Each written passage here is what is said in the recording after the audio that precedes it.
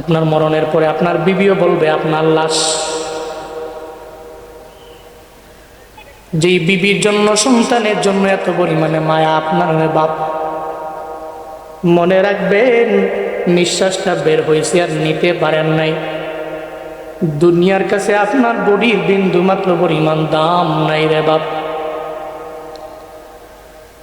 এই আল্লাহর বান্দারা, কোন সময় মরণ হবে জানা নাই। কেউ জানে না, আমার বাবা জানে না, দাদাই জানে না, কেউ জানে না। আমি বয়ান শেষ করে ব্রাহ্মণবাড়িয়ায় যায় কালকে বয়ান ধরতে পারবো, এই ব্যাপারে গ্যারান্টি কেউ আমারে দিতে পারবে না রে বাপ। অ্যাক্সিডেন্টে কত মরণ দেখি আমরা, কত মানুষ মারা যায়। আমার চাইতে বেশি মরণ অ্যাক্সিডেন্টের লাইনে আপনারা দেখেন না বেশি। প্রতিদিন রাত লাশ, 2 রোডের ডিভাইডারে লাশ ফালায় রাখছে। লাশের মাথার মগজগুলো এক জায়গার মধ্যে পড়ে আছে, ব্লাড গুলো এক জায়গায় পড়ে আছে। একটা লুঙ্গি দিয়ে ঢেকে রাখছে, মাছি মশা গুলো উপরে বন বন করে। বহুত নজির প্রমাণ আছে রে। পরিবারটা পর্যন্ত জানে না, 1-1.5 ঘন্টা 2 ঘন্টা হয়ে গেল, সে লাশ হয়ে গেল, কারো জানা নেই। কোন সময় আমার মরণ হবে, কোথায় হবে আমি জানি না। বালিশের সঙ্গে একটু মাথাটা লাগায় চিন্তা করিলেন রে বাপ। 11 মাস যদি আপনি পান, রমজান না পাইলে তো লাভ হলো না। আল্লাহ গো, এতগুলা মানুষ নিয়ে তোমার দরবারে আবদার জানাইলাম আল্লাহ, যেখানে 40 জন থাকে একজন নাকি তুমি মুস্তাজাবুদ দাওয়া রাখো। আল্লাহ গো, যার হাত পছন্দ হয়, যেই মানুষের কথা পছন্দ হয়, তার হাতের উসিলায় রমজান পর্যন্ত আমাদের হায়াত বাড়াইয়া রমজানের রহমত মাগফিরাত নাজাত তুমি নসিব করে দাও, পড়ে নবী। রমজানের কারণে বড় দামি আমরা, কিন্তু কত কপাল বুড়া আছে দেখবেন রমজান মাসে রোজা রাখে না, জুয়ান গোলায় আছে না নাই? দিনের বেলা আমজা দিয়া ধুইরা হোটেলের মধ্যে গিয়া খায়, আবার হোটেলের সামনে লাগানো আছে, এখানে সেফটির সাথে খাওয়ানো হয়। নাউজুবিল্লাহ কয় না? কার সাথে সেফটি করো? কার কাছ থেকে বাঁচো? তোমার বাবায় দেখে না, মায় দেখে না, তোমার বিবিয়ে দেখে না, সন্তান দেখে না, একজন তো দেখে, চিন্না বলেন তার না। বুজুর্গ 2টা মুরিদের হাতে 2টা মুরগি দিয়া দিলেন। এই 2 মুরগি নিয়ে তোমরা যাও, এমন জায়গায় জবাই করবা যেখানে কেউ তোমাদের দেখে না। 2 মুরগি নিয়ে রওনা।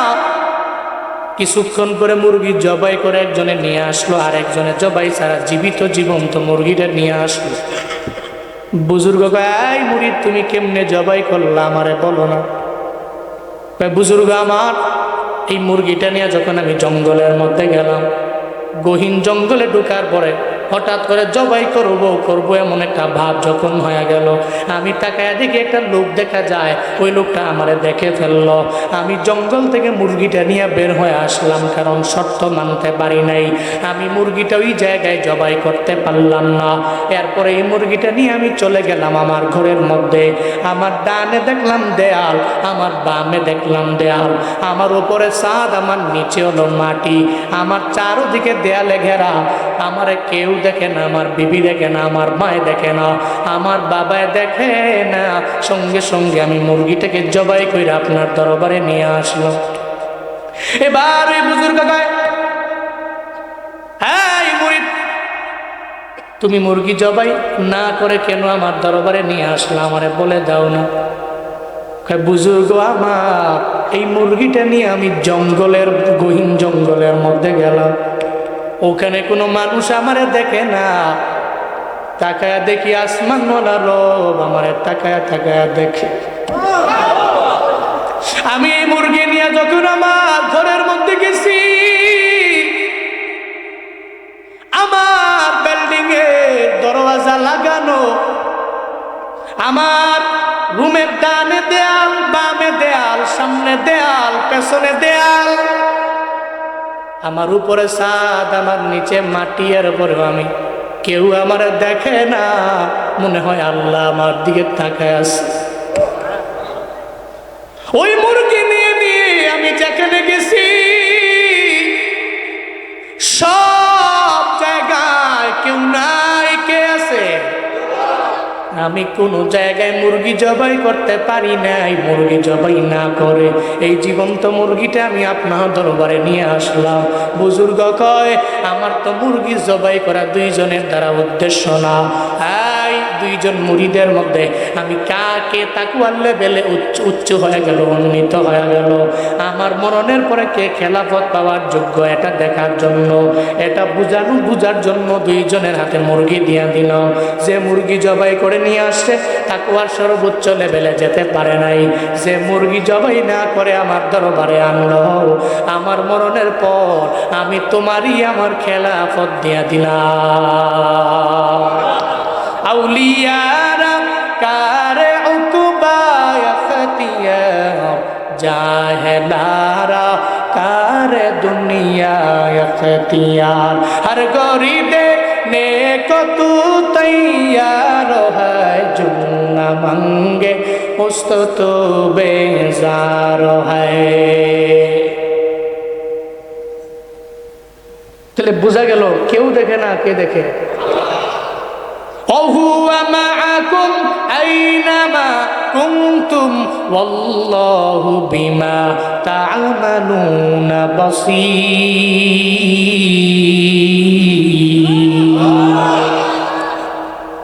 আল্লাহ পাক বলেন, হুয়া মাকুম, তিনি তোমাদের সঙ্গেই আছে। আইনামা কুনতুম, বান্দা তুমি যেথায় মন চায় সেথায় যাও, আল্লাহ তোমার সঙ্গে আছে। আল্লাহু বিমা তা'মালুনা বাসীর, আল্লাহ কুদরতি চক্ষু দিয়ে অবলোকন করে বান্দা তুমি কি কাজ করো। সবাই বলেন আল্লাহ দেখে কি দেখে না? তাহলে রমজানের মধ্যে রোজা রাখবো না ছাড়বো? কারা কারা 30টা রোজা রাখবো? দুহাত তুলে আল্লাহকে দেখো। থাকবেন তো ইনশাআল্লাহ? আল্লাহ তৌফিক দান করেন। জোরে পড়েন আমিন। এবার আসেন রমজান আসার আগে কিছু প্রিপারেশন নেন। প্রিপারেশন শুধু আমরা না, আল্লাহই নেয়। সুবহানাল্লাহ পড়েন না? কেমনে নেয়? রমজান আসতে দেরি, ইজা জাআ রমাদান ফুতিহাত আবওয়াবুল জান্নাহ, জান্নাতের 8টা দরওয়াজা আল্লাহ ওপেন করে দেয়। শুধু তাই না, ইদা জাআ রমাদান ফুতিহাত আবওয়াবুর রাহমাহ, রমজান আসতে দেরি রহমতের সমস্ত দরওয়াজাগুলো খুলে দেওয়া হয়। শুধু তাই না, ইদা জাআ রমাদান গুল্লিগাত আবওয়াবুন নার, জাহান্নামের সমস্ত দরওয়াজাগুলো বন্ধ করে দেওয়া হয়। সুবহানাল্লাহ জোরে কয় না? আরো জোরে বলেন আল্লাহু আকবার। রমজান আসতে দেরি, আল্লাহ পাক রব্বুল আলামিন এই প্রিপারেশনগুলো নিতে দেরি করে নাই। আমগো প্রিপারেশন কি? মানুষকে প্রস্তুতি বার্তা দিয়ে দিব। কি দিব? কি দিব? মাশাআল্লাহ, আপনাদের কাঙ্ক্ষিত মেহমান। আলহামদুলিল্লাহ, আমি দিয়ে দিব। আচ্ছা আচ্ছা আচ্ছা, আমরা কি দিব? প্রস্তুতি বার্তা। একজনে আরেকজনকে বলবো, ভাই রমজান তো আসছে, প্রিপারেশন নেও। এই যে একটা বার্তা, এটা মানুষকে দিব। 2 নম্বরে আমাদের প্রস্তুতি হবে আসু হিলালা শাবান আলী রমাদান, রমজানের জন্য শাবান মাসটাকে আমরা গণনা করব। একের পরে এক, আজকে কয় তারিখ, এরপরে কয় তারিখ, এই গণনাটা করব। 2 নম্বর। 3 নম্বর, রমাদানের আগের দিন অথবা আগের 2 দিন কোনোভাবেই রোজা রাখা যাবে লা তাকদ্দামু রমাদান বিসাওমি ইয়াউমিন ওয়ালা ইয়াউমাইন। নবীজি বলেছেন রমজানের আগের দিন অথবা আগের 2 দিন কোনো রোজা রাখা যাবে না। 4 নম্বরে, রমজানে শ্রমিক যারা, এই শ্রমিকদের পরিশ্রম অনেক বেশি। রমজানে যদি কেউ এটা কমায় দেয়, নবীজি হাদিস স্পষ্ট বলেছেন, কেউ যদি রমজানে শ্রমিকের বোঝা হালকা করে দেয়, আল্লাহ তার জিন্দেগির গুনাহ মাফ কইরা জাহান্নাম থেকে মুক্ত করে দেয়। আরো জোরে চিল্লায় আল্লাহু আকবার। রমজান আসার আগে আগে আমরা আমাদের দুনিয়া বিলাইনে এই প্রিপারেশন নিব। আল্লাহ প্রিপারেশন নিচ্ছে আসমানে, আমরা নিব জমিনে। পারবো না ইনশাআল্লাহ? আল্লাহ রমজান পর্যন্ত সবাইরে পৌঁছায় দেন। শেষ আর 2টা, তাহলে গেল সাইয়্যিদুল আম্বিয়া, নবীর কারণে আমরা দামি। 2 নম্বর, সাইয়্যিদুল কুতুব, সমস্ত আসমানি কিতাবের লিডার কোরআনের কারণে আমরা দামি। 3 নাম্বার সাইয়্যিদুশ শুহুর, সমস্ত মাসের চাইতে যে দামি মাস রমাদান, ওই রমাদানের কারণে আমরা দামি। 4 নাম্বার সাইয়্যিদুল লায়ালি, সমস্ত রাতের লিডার লাইলাতুল কদর, এই কদরের রাতের কারণে আমরা দামি। 5 নাম্বার সাইয়্যিদুল আইয়াম, পুরো বছরের মধ্যে যেটা দিন দামি, ঈদুল ফিতর, ঈদুল আজহা, এই দুটো দিনের কারণে আমরা দামি। তাহলে কয় কারণে আমরা দামি? 5 কারণে আমরা দামি। কুনতুম যে খয়রা উম্মাহ, আল্লাহ যে বলছেন এই 5টা কারণে আমরা দামি। এবার আসেন, শ্রেষ্ঠত্ব বজায় রাখার জন্য 3টা গুণ লাগবে। তা'মুরুনা বিল মা'রুফ ওয়া তানহাউনা আনিল মুনকার ওয়া তু'মিনুনা বিল্লাহ। 1 নম্বরে সৎ কাজের আদেশ, 2 নম্বরে অসৎ কাজের নিষেধ, 3 নম্বরে আল্লাহর প্রতি ঈমান। এই 3টা গুণে গুণান্বিত হতে পারলে তাহলে মৃত্যু পর্যন্ত এই শ্রেষ্ঠত্ব, এই মর্যাদা ধরে রাখা যাবে। তাহলে সূরা আলে ইমরানের 110 নম্বর আয়াত থেকে আমরা পেলাম আমরা শ্রেষ্ঠ, আমরা দামি। 5 কারণে দামি, 3টা গুণের কারণে আমার মৃত্যু পর্যন্ত এই শ্রেষ্ঠত্বের গুণটা আমি ধরে রাখতে পারবো। 3টা গুণে গুণান্বিত হলে 1 নম্বর সৎ কাজের আদেশ, ভালো কাজে আদেশ, মানুষকে ভালো দিকে ডাকা। এই যে মাহফিলটা আয়োজন করে প্রতি বছর, এবছর 15তম না, এবছর 15তম বার্ষিক, প্রতি বছর যে এরা আয়োজন করেন, আপনারা শুরুতেই বলছেন আমরা খুশি, আমরা কেউ বেজার না। খুশির আওয়াজটা খুব হাই ছিল, এর মানে আসলেও রিয়েলি মন থেকে খুশি আপনারা এই মাহফিল পেয়ে। কে আছেন যে প্রতি বছর আমরা এই মাহফিলটা হোক, এটা আমরা চাই? কারা কারা চাই তো মন থেকে ইনশাআল্লাহ। তাহলে ব্যাগ নিয়ে যাবে, আপনি মনে করবেন যে মাহফিলটা কন্টিনিউ থাকবে এই নিয়ত।